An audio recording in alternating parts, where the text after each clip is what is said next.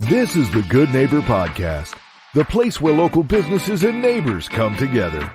Here's your host, Cabo Jim Schaller. Welcome, good neighbors, to episode number 170 of the Good Neighbor Podcast Estero. Today we have good neighbor Todd Farley from A.P.E Pest Control. Todd, welcome. Hey, thank you for having us. Absolutely. Always good to get to know people here in the community and what they do. And without further ado, I guess let's jump right in. And why don't you share a little bit about what you do over at A.P.E? Yes, so I'm owner-operator of a local pest control company here. We opened our doors in 2019, and we cover every area from Port Charlotte down to Marco Island, and we handle a lot of GHP, your general household pest issues, rodent removal, wildlife removal, and specialize in the seal-up of a home to keep the unwanted critters out.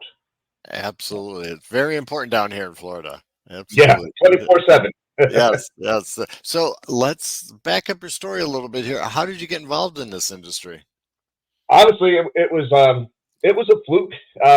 Back in '96, I was a manager of a grocery store, and in a small town where I grew up in New York, and they were going to be filing bankruptcy. So there was a lot of whispers that the store may be shutting down. So I said, well, geez, I better go look for another career because I may walk in there and not have a job.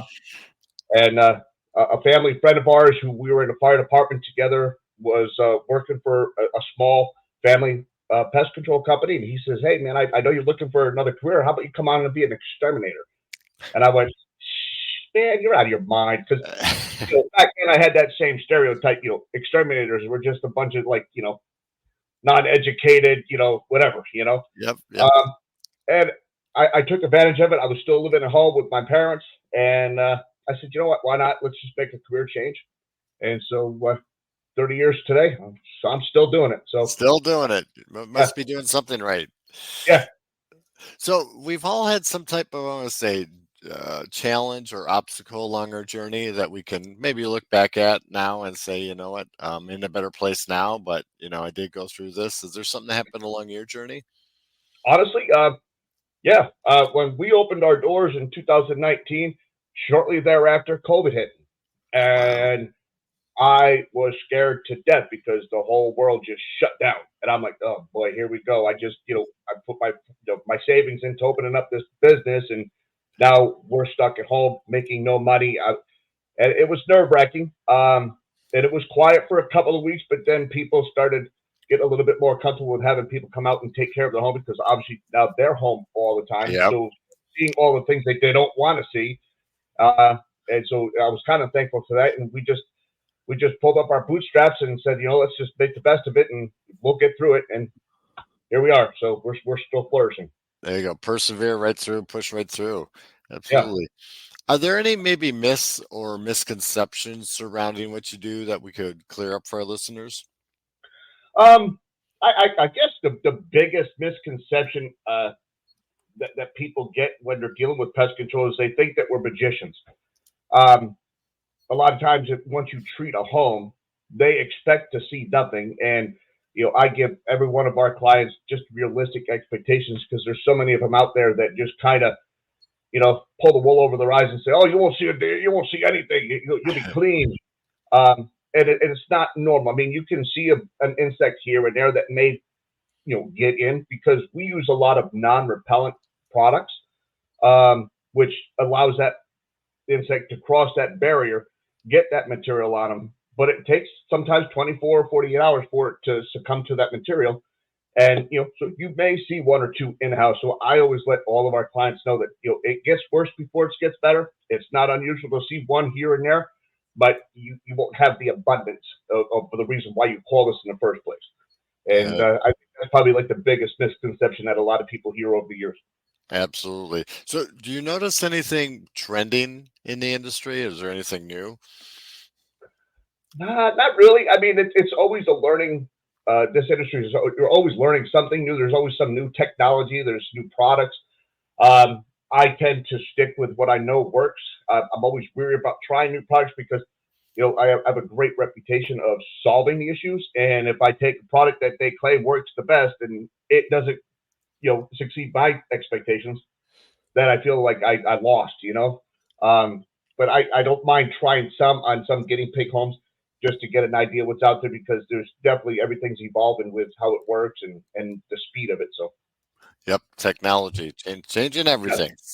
Not always for the better, but sometimes. Exactly. But so you mentioned you were from New York. What brought you down to Southwest Florida? Well, originally it was the company that I started working for 30 years ago.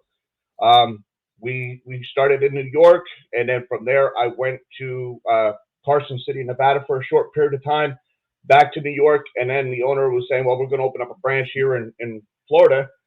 And I said, all right, well, I hate winter, so let me go down and take a look and see what's going on. And I love it down here. And so I came down here, and a lot of the things just didn't go the way they were portrayed. And that's why I ended up leaving and starting my own.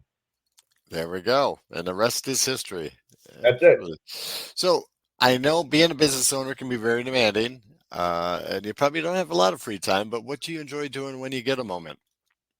A lot of things. I do work a lot, but when I do have some free time, spending time with my family here. My wife is one of 7 kids, so when we get together on the weekends, it's like a family reunion. There's plenty of us hanging around. We all eat dinner and have a good time.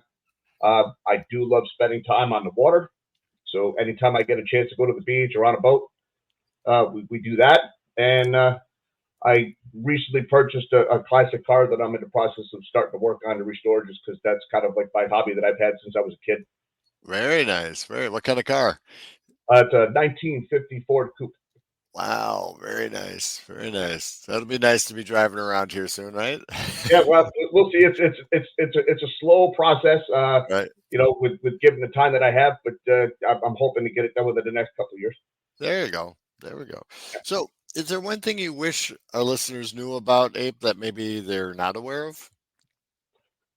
I mean, not really. It's more along the lines as I've always liked to shop local. There's a lot of competition out there, and I'm not saying that we're the best out there. I mean, I am kind of partial to us because it's me. But I've got a lot of years in this industry, and just letting people know that I'm actually out there in the field doing work, and it's not just some greenhorn person that we hire. So when they do get hired, they go through my training process, which is pretty intense. And I don't lose. If I take on a project, I'm not satisfied until they're satisfied.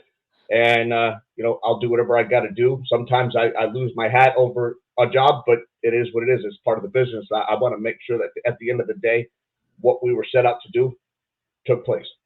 Absolutely. And providing that extra, customer service, which is so rare nowadays. Yeah, especially down here. Absolutely. Absolutely. So how would our listeners go about contacting you if they had any questions? Well, we have our website, which is apepestcontrol.com, or they could reach us at our office line, which is 239-339-3769. Or we have Facebook, we have Instagram, the social media stuff, so they could always find us on there as well, and DM us that way. Very good. Todd, any last words for our listeners? No, I just appreciate the opportunity to get the name out there and see what happens. Absolutely. Todd, thank you for being such a good neighbor. It's been a pleasure getting to know you, and I hope to see you out in the community soon. All right. I appreciate it, Jim. Thank you. Thank you for listening to the Good Neighbor Podcast Estero. To nominate your favorite local businesses to be featured on the show, go to gnpestero.com. That's gnpestero.com. Or call 239-296-2621.